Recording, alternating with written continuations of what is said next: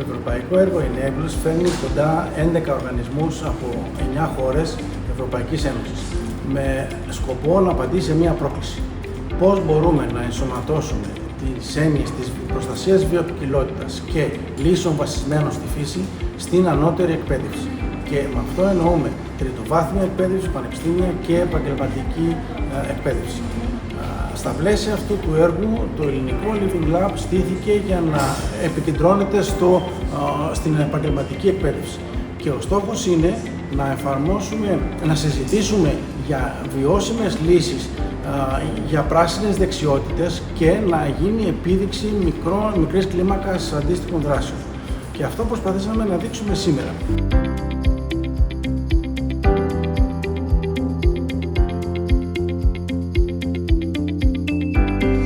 Η βασική στόχευση της σημερινής μερίδας ήταν να παρουσιάσουμε το εκπληκτικό Living Lab του έργου Enablers που γίνεται εδώ στην Ελλάδα.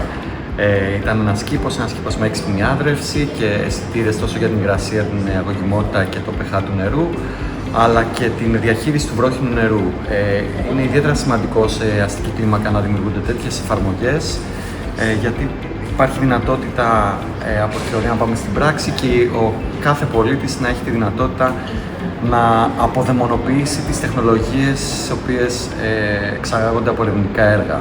Στόχος μας είναι να το επεκτείνουμε περαιτέρω και παράλληλα να αξιοποιηθεί σε δράσεις όπως η βραδιά του ερευνητή, αλλά και η επισκεψιμότητα από σχολεία στο πλαίσιο εκπαιδευτικών δράσεων. Το τελικό μας όραμα για τον κήπο, για το σύστημα διαχείρισης βρόχινου νερού, είναι η περαιτέρω αξιοποίηση και ενίσχυση του με επιπλέον τεχνολογίες τόσο για την διερεύνηση της υγείας στους εδάφους, αλλά και την ανάπτυξη ρομποτικών συστημάτων σε αστική κλίμακα για να αναγνωρίζουμε και τις ασθένειες των φυτών, αλλά και να δημιουργήσουμε πεδίο για, θα λέγαμε, εκπαιδευτικές δράσεις. Τα βιομετρικά εργαλεία που μπορεί να είναι η μάθηση από εμπειρία, που μπορεί να είναι ένα πραγματικό πείραμα, που μπορεί να είναι και η αλληλεπίδραση ανάμεσα στους συμμετέχοντες και στις συμμετέχουσες, το ξέρουμε από τη βιβλιογραφία αλλά το βλέπουμε και στην πράξη, βοηθούν πάντα όταν μια ερευνητική ομάδα όπως η δική μας προσπαθεί να εισάγει μια έννοια όπως είναι η έννοια των NBS, των λύσεων που βασίζονται στη φύση.